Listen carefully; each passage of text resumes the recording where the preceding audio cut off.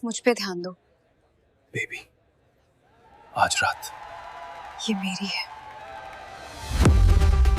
ईरा ने एक गहरी सांस ली और खुद को संभालने की कोशिश की। उसने अपने काम पर ध्यान लगाने की कोशिश की और ये बात दिमाग से निकाल दी कि शिबाई भी यहाँ मौजूद है। इस वक्त उसने काला वेडिंग गाउन पहना हुआ था और उसके चेहरे पर एक घूंघट जैसा नेट था, जिससे उसका चेहरा छिपा हुआ था। लेकिन उसे पता था कि आखिरकार उसे वो व्हील हटानी ही पड़ेगी। यही सोचकर उसके मन में बार बार ये सवाल आ रहा था कि कहीं शिबाई उसे पहचान तो नहीं लेगा। फिर उसने खुद को समझाया। उसका सेक्सी, डार्क और मिस्टीरियस मेकअप, दाईं आंख के नीचे लगा नकली तिल और उसकी आंखों का ब्राउन कॉन्टैक्ट लेंस, इन सब के बाद उसे पहचान पाना लगभग नामुमकिन था। ईरा ने मन ही मन खुद से कहा, फोकस, फोकस। वो अपने दिमाग में खुद को यही समझाती रही कि उसका मेकअप इतना अच्छा है कि शिबाई उसे पहचान ही नहीं पाएगा। जब उसे यकीन हो गया कि उसका भेष काफी है, तो ईरा म्यूजिक के साथ मूव करने लगी। जैसे ही वो म्यूजिक के फ्लो में आई, हल्की रोशनी स्टेज पर पड़ी और पूरा हॉल तालियों और चीखों से गूंज उठा। सबकी नजरें अब उसी पर थीं। ईरा फ्लोर पर उतरी और बेहद फ्लूइड मूवमेंट के साथ डांस करने लगी। स्टेज की हल्की रोशनी उसकी बॉडी पर पड़ रही थी और वो म्यूजिक की रिदम पर बहुत ही ग्रेसफुल तरीके से मूव कर रही थी। उसका परफॉर्मेंस एलिगेंस और अट्रैक्शन का एक खूबसूरत मिक्स था। उसका हर स्टेप बहुत सोच समझ कर किया जा रहा था और हर मूवमेंट ऑडियंस को अपनी तरफ खींच रही थी। कुछ ही देर में वो धीरे धीरे उस जगह की तरफ बढ़ने लगी जहां कमरे के बिल्कुल बीच में रौनक बैठा हुआ था। उसके चारों तरफ घूमते हुए ईरा ने अपनी कमर को सेंसुअल अंदाज में हिलाया और उसकी उंगलियां हल्के से उसके कंधों को छू गईं। उस स्पर्श से रौनक की रीढ़ में जैसे सिहरन दौड़ गई। रौनक अचानक हंसते हुए बोला, अगर बेला ने मुझे ऐसे देख लिया ना तो वो मुझे मार ही डालेगी। उसके दोस्त जोर जोर से हंसने लगे। पीछे बैठे एक आदमी ने चिल्लाकर कहा, तो उसे बोल देना हमें देखने आ जाए। रौनक हंसते हुए बोला, अपने सपने में। ईरा ने शरारती मुस्कान के साथ उसकी तरफ झुककर उसके कान के पास धीरे से कुछ कहा जो म्यूजिक में खो गया। ईरा धीरे से फुसफुसाई, बस मुझ पर ध्यान दो बेबी। उसने अपने हाथ की उंगलियों को धीरे धीरे उसकी जॉ लाइन पर घुमाया। उसकी नजरें उसी की आंखों में टिकी हुई थीं। तभी एक दूसरी डांसर आई और उसने ईरा के चेहरे से वो व्हील हटा दी। जैसे ही म्यूजिक तेज हुआ, ईरा का एक्सप्रेशन और भी इंटेंस हो गया। अब उसकी आंखें सीधे ऑडियंस से मिल रही थी। उसके हर स्टेप में एक साथ सेंसुअलिटी और आर्ट दिखाई दे रही थी। कई आदमी चिल्ला उठे, ओह ये तो बहुत ही हॉट है। एक आदमी फिर बोला, रौनक अगर तुम बेला से डरते हो तो उसे मेरे पास भेज दो। उसकी हालत ऐसी थी कि उसके होंठ खुले थे और उसके गाल से लार तक टपक रही थी। ईरा उसके सामने बेहद सेंसुअल तरीके से डांस कर रही थी और तभी दूसरी डांसर्स उसके पास आईं और उसके काले गाउन के कपड़े को फाड़ना शुरू कर दिया। अब उसके शरीर पर सिर्फ एक स्ट्रैपलेस शॉर्ट कॉर्सेट ड्रेस बची थी, जिससे उसका पूरा क्लीवेज और उसकी परफेक्ट शेप वाली टांगें साफ दिखाई दे रही थी। लेकिन शो अभी खत्म नहीं हुआ था। आखिरी एक्ट में उसे अपने कपड़े उतारकर सिर्फ 2 पीस बिकिनी में रह जाना था। ये जरूर थोड़ा बोल्ड था, लेकिन ईरा के लिए ये कोई बड़ी बात नहीं थी। आजकल औरतें स्विमिंग करते समय वैसे भी बिकिनी पहनती ही है। और सबसे जरूरी बात ये थी कि ये आदमी सिर्फ उसे देख सकते थे, लेकिन उसे पा नहीं सकते थे। ईरा रौनक के सामने आकर हल्के से मुस्कुराई और धीरे धीरे अपने कॉर्सेट की लेस खोलने लगी। लेकिन तभी किसी ने उसका हाथ पकड़ लिया। एक मजबूत हाथ ने उसकी कलाई को कसकर पकड़ लिया और उसका परफॉर्मेंस वहीं रुक गया। शिबाई का माथा तभी से सिकुड़ गया था जब स्टेज पर लाइट पड़ी और डांसरों ने परफॉर्म करना शुरू किया। पता नहीं क्यों उसकी नजर बार बार उसी औरत पर टिक रही थी जो स्टेज के बीच में खड़ी थी, जिसने काला गाउन और व्हील पहना हुआ था। ये साफ था कि वही इस परफॉर्मेंस की मेन स्टार थी और बाकी लड़कियां सिर्फ बैकग्राउंड। शुरू में सब ठीक चल रहा था। शिबाई मानता था कि उसका डांस वाकई बहुत अच्छा था, सेक्सी भी और एलिगेंट भी। लेकिन तभी उसका व्हील हटा दिया गया। शिबाई धीरे से बुदबुदाया, ये चेहरा। उसकी आंखें बिना पलक झपकाए उसी पर टिकी हुई थी। उस औरत ने बहुत ही फियर्स और सिडक्टिव मेकअप किया हुआ था। ध्यान से देखने पर उसने उसकी दाईं आंख के नीचे तिल देखा। उसकी आंखों का रंग भी ब्राउन था। फिर भी चाहे वो खुद को कितना भी समझाने की कोशिश करे, उसे वो बिल्कुल ईरा जैसी ही लग रही थी। लेकिन ये कैसे हो सकता था? ईरा के लंबे और हल्के ब्राउन बाल थे, हल्के बैंग्स के साथ, और उसकी आंखें समुद्र जैसी हरे नीले रंग की। वो आंखें जिन्हें शिबाई कभी भूल नहीं सकता था। फिर उसका ध्यान वापस स्टेज की तरफ गया। जैसे ही बाकी लड़कियां उसके कपड़े फाड़ने लगी, शिबाई का चेहरा और काला पड़ गया। वो औरत पूरे कमरे के उन भूखे नजरों वाले आदमियों के सामने जैसे शिकार बन गई थी, और लोग लगातार चेयर कर रहे थे। शिबाई के मन में बार बार वही सवाल घूम रहा था, क्या वो सच में इरा है, उसकी पत्नी? अगर वो सच में वही है तो वो यहाँ क्या कर रही है? वो अच्छी तरह जानता था कि लोग कैसे अपना भेष बदल लेते हैं। वो खुद इसका उदाहरण था। उसकी और इरा की शादी भी अचानक हुई थी और दोनों को समझ नहीं आया था कि ऐसा हुआ कैसे। तभी उसके दिमाग में एक ख्याल आया, क्या ये वही औरत हो सकती है जो मैरिज सर्टिफिकेट में थी? शिबाई का सर जैसे फटने वाला था। हजारों सवाल उसके दिमाग में घूम रहे थे। वो बुरी तरह परेशान हो रहा था, जबकि उसे फर्क नहीं पड़ना चाहिए था। उसके लिए ये औरत बस एक अजनबी हो सकती थी, चाहे वो इरा हो या ना हो। लेकिन शिबाई को एक चीज बिल्कुल पसंद नहीं थी, बिना जवाब के सवाल। आज रात वो सच जरूर पता लगाएगा। उसने फिर स्टेज की तरफ देखा और उसके मुंह से गाली निकल गई। वो औरत अब अपने कॉर्सेट की लेस खोल रही थी, धीरे धीरे, इतनी धीरे कि जैसे जानबूझकर सबको तड़पा रही हो। अचानक शिबाई खड़ा हो गया, जैसे उसका शरीर खुद ही फैसला कर चुका हो। वो तेज कदमों से स्टेज की तरफ गया और उसकी कलाई पकड़ ली। उसने सख्त आवाज में कहा, बस बहुत देख लिया इन लोगों ने। रौनक तुरंत चिल्लाया, भाई तुम क्या कर रहे हो? वो नाराज होकर बोला, ये मेरी पार्टी है, मेरे दोस्तों ने इसके लिए पैसे दिए हैं। शिबाई ने उसकी तरफ मुड़कर गुस्से से कहा, मैं तुम्हें 10 गुना पैसे दे दूंगा, किसी और को बुला लो।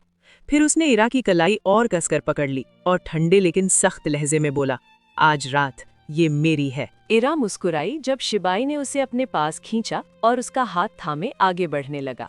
ये सब इतना अचानक था कि वो सोचने लगी कि हाथ छुड़ाए या नहीं।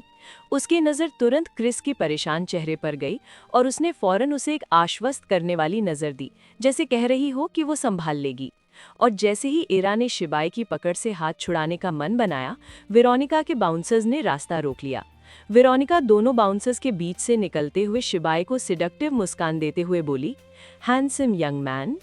इरा ने अपने गाल का अंदरूनी हिस्सा दबाया जब उसने देखा कि वेरोनिका वही फ्लर्टी अंदाज अपना रही थी जो वो पहले हैंडसम वेटर्स पर आजमाती देखी थी।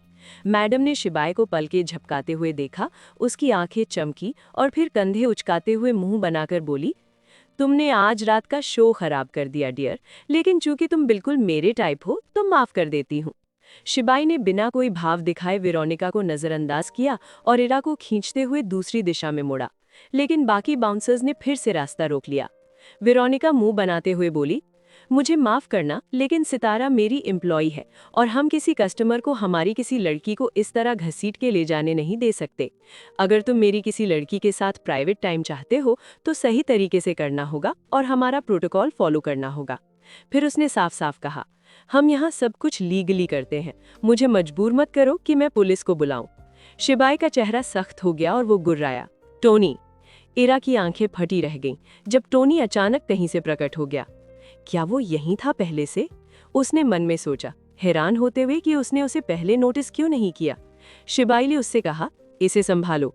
टोनी बोला, जी बॉस, और फिर वेरोनिका की तरफ मुड़कर बोला, मेरे बॉस इसे रात भर के लिए बुक करेंगे।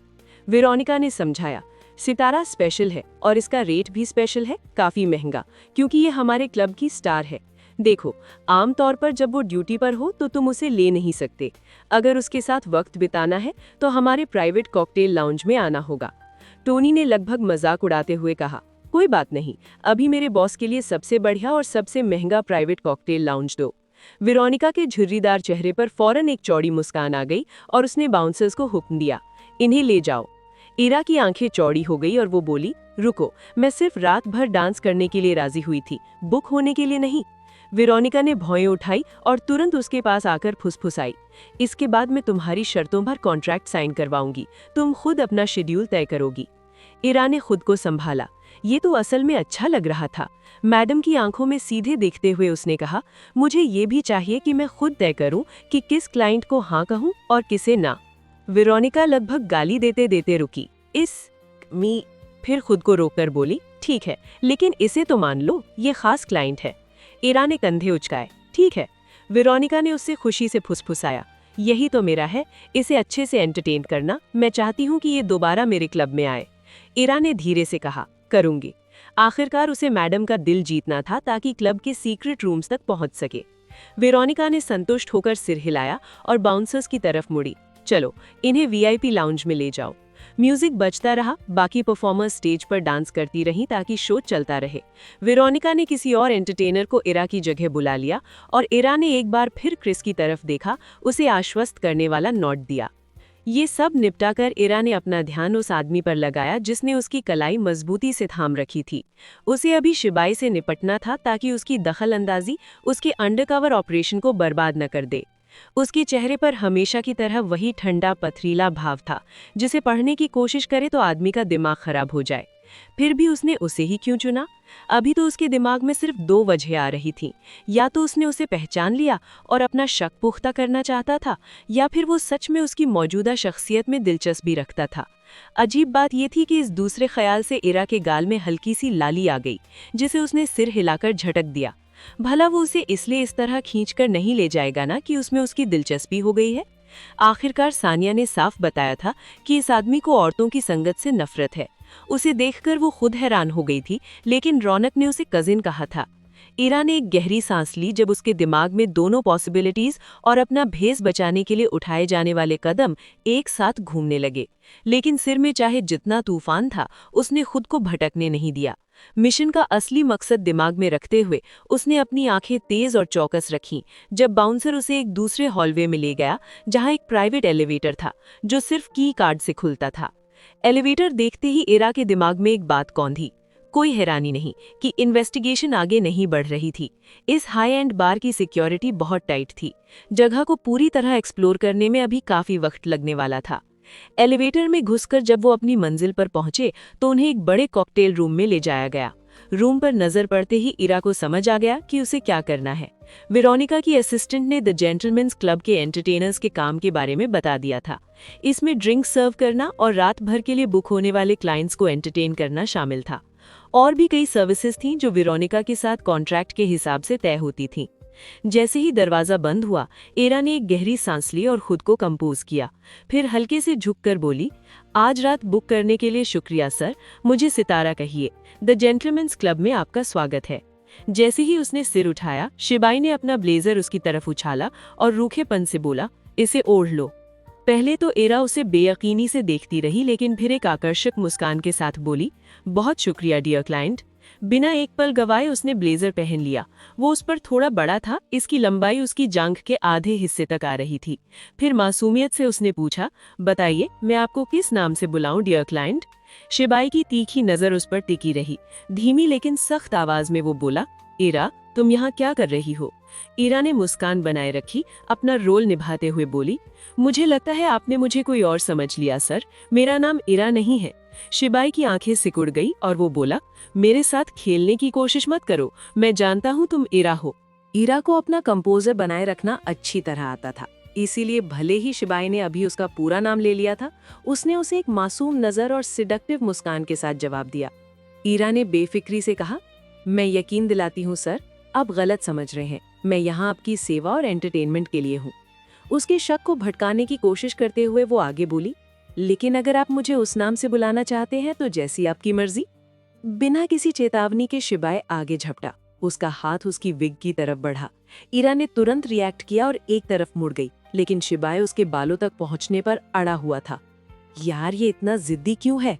इरा ने मन में कोसा जब वो उसकी लगातार कोशिशों से बचने की कोशिश कर रही थी।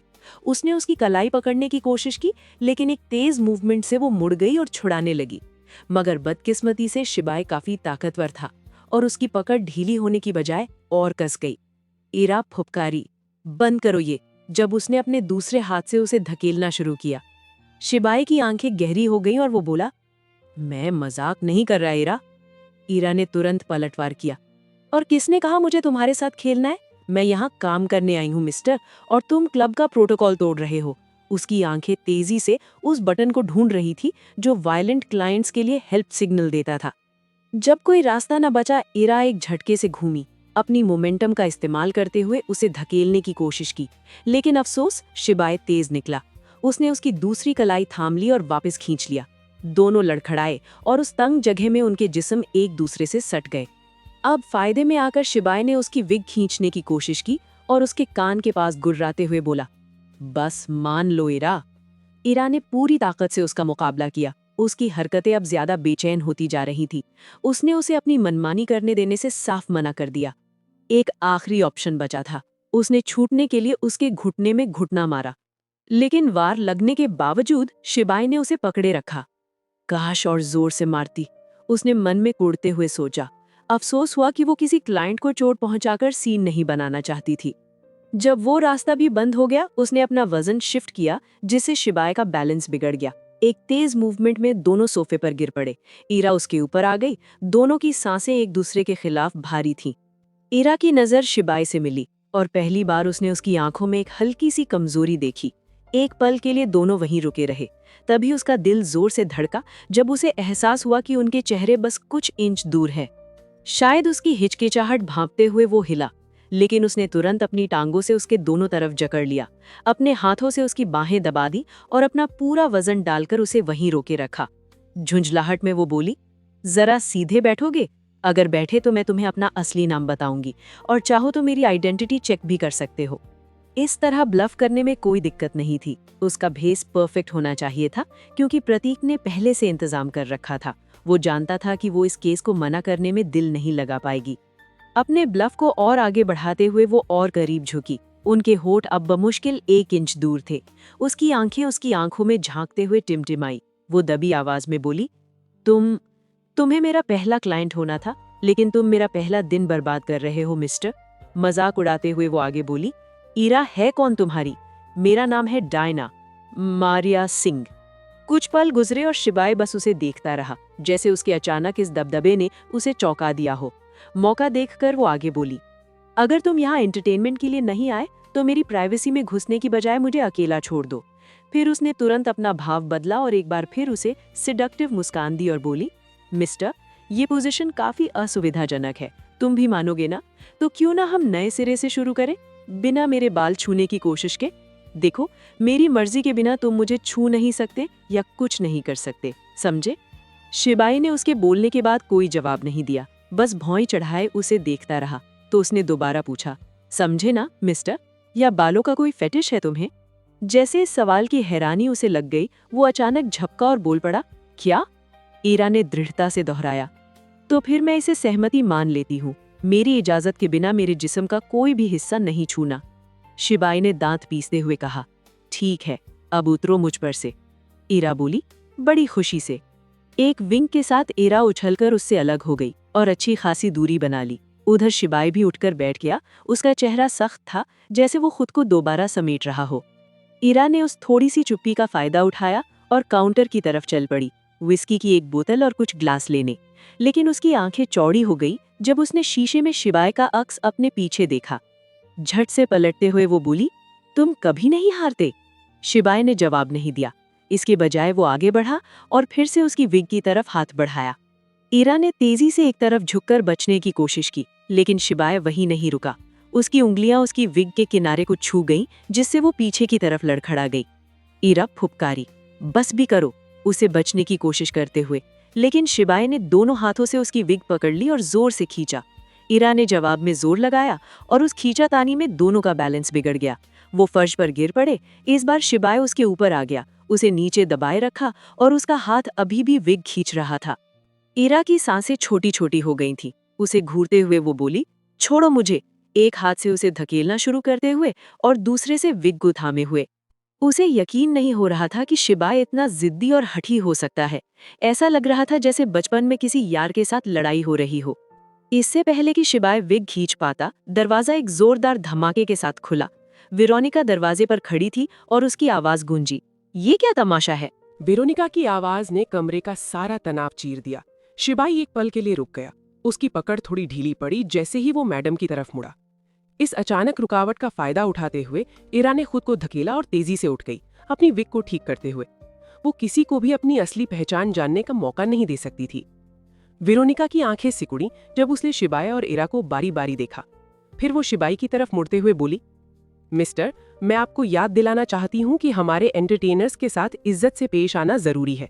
इस प्रोटोकॉल को तोड़ना बिल्कुल बर्दाश्त नहीं किया जाएगा। शिबाई उठा और अपने कपड़े ठीक करते हुए बोला, माफी चाहता हूँ, हम बस थोड़ा मजाक कर रहे थे। मजाक कर रहे थे? ईरा ने मन में झुंझलाते हुए सोचा। सच में? वेरोनिका ने भौहें उठाईं और फिर इरा को शक भरी नजरों से देखा। इरा बस एक अजीब सी मुस्कान दे सकी। वेरोनिका का चेहरा सख्त हो गया जब वो शिबाई की तरफ मुड़ी और इरा को हैरानी हुई कि वेरोनिका उसकी इतनी परवाह कर रही थी। ये भापते हुए कि उसका यहाँ रुकना अब ठीक नहीं, शिबाई बोला, मैं अब जाता हूँ। वेरोनिका ने रूखेपन से सिर हिलाया और बोली, मैं छोड़ने आती हूँ। लेकिन जैसे ही शिबाई इरा के पास से गुजरा, वो एक पल के लिए रुका। उसकी आंखें इरा की आंखों से मिली। धीरे से वो फुसफुसाया, ये अभी खत्म नहीं हुआ, और फिर वेरोनिका के पीछे कमरे से निकल गया। आखिरी बात उसी की रही। इरा उसे जाते देखती रही। उसका दिल तेजी से धड़क रहा था। उसने एक गहरी सांस ली, खुद को संभालने की कोशिश करते हुए, और फिर थक कर पास के सोफे पर ढेर हो गई। कुछ देर के लिए उसने खुद को आराम करने दिया, जब तक कि उसमें हिलने डुलने की ताकत ना आ गई। लेकिन जैसे ही इरा जाने लगी, दरवाजा फिर से खुला और वेरोनिका चौड़ी मुस्कान के साथ अंदर आई। वेरोनिका खुश होते हुए बोली, मेरी प्यारी सितारा, जल्दी खत्म हो गया, लेकिन कोई बात नहीं। उसने पूरे पैसे दे दिए। फिर उसने इरा की तरफ कुछ डॉक्यूमेंट बढ़ाए। चलो कॉन्ट्रैक्ट पक्का कर लेते हैं। फिर वो रुकी, जैसे कुछ याद आया हो। वैसे तुम्हें पता है वो आदमी शिबाई सिंह रायजादा था। मुझे कभी उम्मीद नहीं थी कि मैं उससे सामने मिलूंगी। तुम्हें उसके साथ और खेलना चाहिए था। इरा शिकायत करने लगी, वेरोनिका मैडम। लेकिन वेरोनिका ने उसे होठों पर उंगली रखते हुए रोका। कोई बात नहीं, तुम्हें चोट नहीं आई। अगली बार बस बटन दबा देना अगर लगे कि वो हाथापाई पर उतर आएगा। ये सुनकर इरा का मुंह भड़का। लगता है वो वेरोनिका के बारे में गलत सोच रही थी। इस औरत को अपने एंटरटेनर्स की रत्ती भर परवाह नहीं थी। अगर नौबत आ जाए तो इरा शर्त लगा सकती है कि ये बुढ़िया उसका इस्तेमाल करके शिबाई को ब्लैकमेल भी कर सकती थी। वेरोनिका ने हुक्म दिया, अब जल्दी से कॉन्ट्रैक्ट साइन करो। तुम खुशकिस्मत हो, क्योंकि मैंने किसी एंटरटेनर को इतनी छूट नहीं दी। इरा ने फौरन साइन किए। फिर वेरोनिका ने उसे एक कॉपी थमाई और तुरंत निकल गई।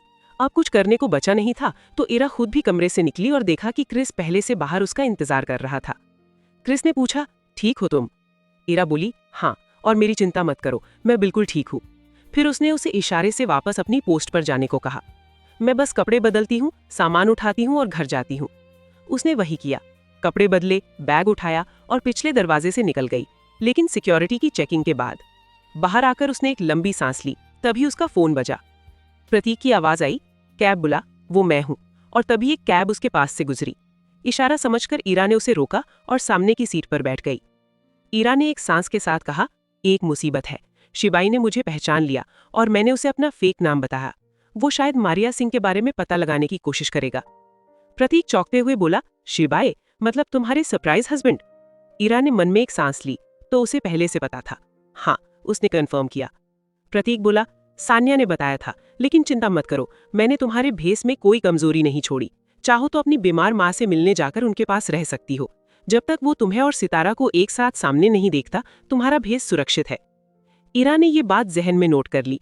फिर भी उसे ये पक्का करना था कि उसका काम किसी की नजर में ना आए। वो बोली, मुझे कल ऑफिस जाना है, सीधे मेरे अपार्टमेंट चलो। प्रतीक ने कहा, समझ गया, और तुरंत अपनी टीम को हिदायत दी कि कोई उनकी कैब का पीछा न कर रहा हो। कुछ देर तक सड़क पर सब शांत रहा। इरा बैठी सोचती रही और उसे इस केस पर किए जा रहे खर्च पर हैरानी हुई। इरा ने बेपरवाही से कहा, मुझे हैरानी है कि इस केस के लिए इतना बड़ा बजट है। प्रतीक मुस्कुराते हुए बोला, हमारी टीम को एक डेडिकेटेड लीडर का सपोर्ट है, तो पैसे की कोई दिक्कत नहीं। फिर उसने हल्के अंदाज में जोड़ा, लेकिन मुझे भरोसेमंद लोग चाहिए, जैसे तुम। थोड़ी देर रुककर वो बोला, तो बताओ तुम्हारे हस्बैंड का क्या करूं? अगर वो वापस क्लब आया और सीन बनाया, तुम्हारा भेस उड़ाया या अपनी बीवी से तुम्हारी समानता का जिक्र किया, क्या उसे रोकूं? इरा ने एक पल सोचा और फिर बोली, कुछ मत करो, मैं उसे संभाल लूंगी। और मुझे नहीं लगता कि उस जैसा आदमी किसी क्लब में वापस आएगा, खासकर तब जब उसे मारिया सिंह के बारे में पता चल जाएगा। प्रतीक ने हंसते हुए कहा, तुम नहीं जानती कि कोई मर्द अपनी जरूरत मिटाने के लिए क्या क्या कर सकता है। कौन जाने उसके दिमाग में क्या चल रहा हो। अगली सुबह टोनी ने शिबाई को चौड़ी मुस्कान के साथ गुड मॉर्निंग किया और कार का दरवाजा खोलते हुए बोला, गुड मॉर्निंग बॉस, लगता है कल रात नींद नहीं आई। शिबाई ने भौहें चढ़ाई और उसकी बात को नजरअंदाज करते हुए पूछा, सीबन मिला? टोनी ने सिर खुजाते हुए कहा, अभी नहीं बॉस, मिस्टर सीबन आपसे बचने में काफी मेहनत लगा रही हैं। शिबाई झुंझलाहट में बोला, जब तक उससे बात करके सब साफ नहीं होता, मैं कोई कदम नहीं उठा सकता। उसे पूरा शक था कि उसकी सरप्राइज शादी के पीछे उसके छोटे भाई का हाथ था, लेकिन बिना सामने पूछे कुछ साबित नहीं होने वाला था। फिर वो गुर्राया, अधिक से अधिक आदमी लगा उस बदमाश को ढूंढने के लिए। उसकी सारी गर्लफ्रेंड्स को फोन करो अगर जरूरत पड़े। टोनी ने कहा, जी बॉस। शिबाई ने बैठते हुए अपनी कनपटी दबाई, कल रात की बेचैनी से उभरने की कोशिश करते हुए। ईरा, मारिया सिंह, सितारा, जो भी उसका नाम था, जब भी वो आंखें बंद करता उसका चेहरा सामने आ जाता, जैसे उसकी पलकों के पीछे उसकी तस्वीर टैटू हो गई हो। टोनी ने बेपरवाही से जोड़ा, बॉस, मैंने सितारा का शेड्यूल भी पूछा है, क्लब आज वापस जाना हो तो। टोनी के इन शब्दों के साथ ही उसका चेहरा फिर से दिमाग में कौंध गया, जिससे फोकस करना मुश्किल हो गया। शिबाई ने धीरे से कोसा, डैम। खुद को समझ नहीं आ रहा था कि वो खुद से ज्यादा परेशान था या उस बीवी से जो उसके दिमाग से निकलने का नाम नहीं ले रही थी। कुछ देर बाद शिबाई ने झुंझलाहट में वो डॉक्यूमेंट्स रख दिए जो वो पढ़ रहा था। उस औरत का चेहरा इतनी बड़ी डिस्ट्रैक्शन बन गया था कि वो एक ही लाइन बार बार पढ़ता जा रहा था। शुक्र है कि दरवाजे पर एक दस्तक ने उसका ध्यान भटकाया। ये राज था, उसके अच्छे दोस्तों में से एक और उसका लॉयर। वो वही मैरिज कॉन्ट्रैक्ट लेकर आया था जो शिबाई ने पहले मांगा था। राज कॉन्ट्रैक्ट थमाते हुए बोला, ये क्या हो रहा है यार? शिबाई ने थकी हुई आवाज में कहा, कुछ नहीं। राज का चेहरा झुंझलाहट से भड़का। शिबाई को कभी खुद को एक्सप्लेन करना पसंद नहीं था, लेकिन राज को अपनी बात कहनी थी। राज बोला, पहले ये सुनो, तुम्हारी ईरा ने हाल ही में एग्जाम में टॉप किया है, तो कम से कम तुम किसी बेवकूफ से शादी नहीं कर रहे। शिबाई की भौर राज की बात सुनकर फड़की। ईरा उसकी नहीं थी, और अगर उसके हाथ में होता तो वो कभी होती भी नहीं। उसका दिल अभी भी कायरा के लिए धड़कता था। राज आगे बोला, हमारी लॉ फर्म उसे हायर करना चाहती थी, लेकिन उसने दूसरी लॉ फर्म चुनी क्योंकि वो राजीव को डेट कर रही थी। क्या तुम सच में उससे शादीशुदा रहना चाहते हो? वो तुम्हें अपनी फीलिंग्स भुलाने के लिए यूज कर सकती है। उसका रीबाउंड मत बनो। शिबाई ने आंखें घुमाई और राज की बकवास को नजरअंदाज करने की कोशिश करते हुए कॉन्ट्रैक्ट पढ़ने लगा। सब कुछ ठीक लग रहा था, लेकिन जैसे वो साइन करने वाला था, राज ने उसे चिंतित नजरों से रोका।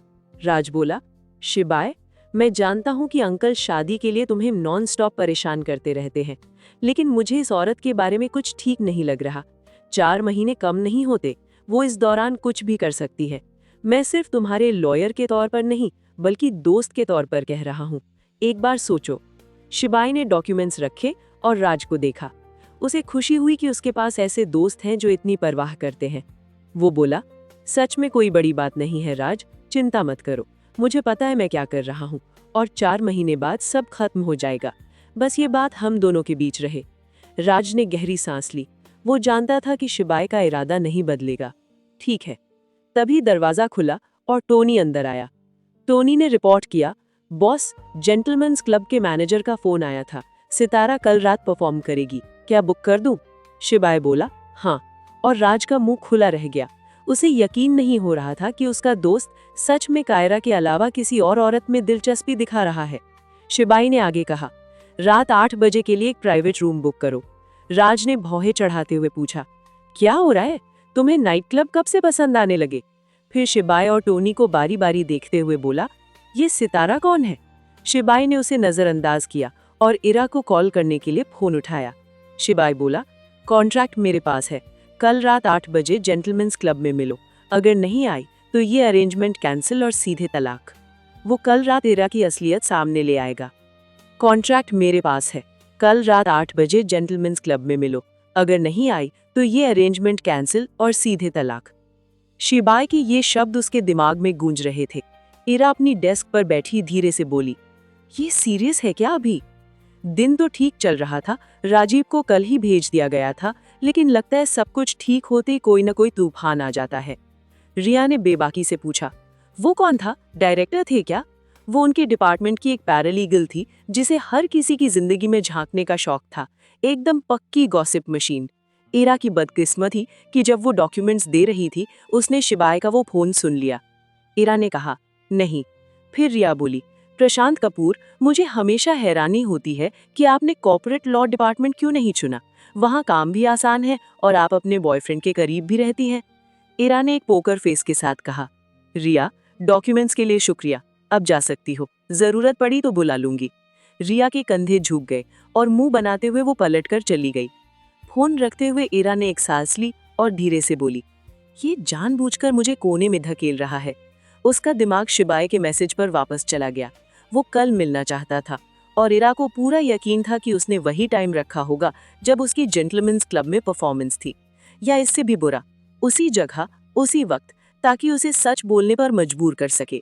उसने प्रतीक को कॉल करने के लिए फोन उठाया, लेकिन फिर रख दिया। कल रात के लिए सब कुछ पहले से तय हो चुका था। ऑपरेशन बेहद जरूरी था और प्रतीक ने सुबह ही प्लान की अहमियत पर जोर दिया था।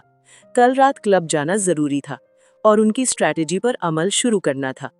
कल 5 लड़कियों के गायब होने की रिपोर्ट आई थी और प्रतीक की बेचैनी बढ़ती जा रही थी। वक्त बहुत कम था। सिर फटने वाला था इस सारे स्ट्रेस से, लेकिन अभी काम भी बाकी था। इरा बड़बड़ाई, क्या करूं, मांग भी नहीं कर सकती क्योंकि ये शादी मुझे ही चाहिए। शिबाई के फोन से सिरदर्द अभी गया भी नहीं था कि ऑफिस का दरवाजा अचानक खुल गया। इरा ने मन में कोसा जब उसने राजीव को अंदर आते देखा। राजीव ने दांत भींचते हुए कहा, इरा, मैंने तुम्हें काफी वक्त दिया, अब ये नखरे बंद करो। ये मैंने क्या सुना कि तुम मेरी गाड़ी तोड़ने की कोशिश कर रही थी? इरा ने तुरंत अपना बैग उठाया और निकलने के लिए खड़ी हो गई। वो फुफकारते हुए बोली, मुझे दोबारा कोशिश करने का मौका दो। पिछली बार गलत गाड़ी थी, इस बार नहीं चूकूंगी। राजीव ने आंखें घुमाते हुए कहा, यार इतना ओवर रिएक्ट करने की क्या जरूरत है? इरा ने तड़क कर कहा, तुम मेरी बहन के साथ सोए राजीव, ये ओवर रिएक्ट नहीं है, ये वही है जो होना चाहिए। राजीव ने हाथ हिलाते हुए कहा, अरे यार इतना ड्रामा मत करो, बहनें तो शेयर करने में फाइन रहती है ना। राइमा को कोई दिक्कत नहीं है तो तुम्हें क्यों है? और वैसे भी क्या तुम्हें लगता है कि मुझसे बेहतर कोई मिलेगा तुम्हें? इरा ने दांत भींचे और उसके पास से निकलने की कोशिश की, कहीं गुस्से में उसे मार न बैठे, लेकिन राजीव ने उसकी कलाई पकड़ी और वापस खींच लिया। राजीव चिल्लाया, बात खत्म नहीं हुई इरा, मुझे इग्नोर करने की इतनी हिम्मत कैसे हुई तुम्हें? तुम तो एक नाजायज बच्ची हो। खुश रहो कि मैंने तुम पर ध्यान दिया। अगर मुझे वापस चाहती हो तो राइमा से बेहतर परफॉर्म करके दिखाओ बेड में, तब शायद मैं उससे मिलना बंद कर दूं।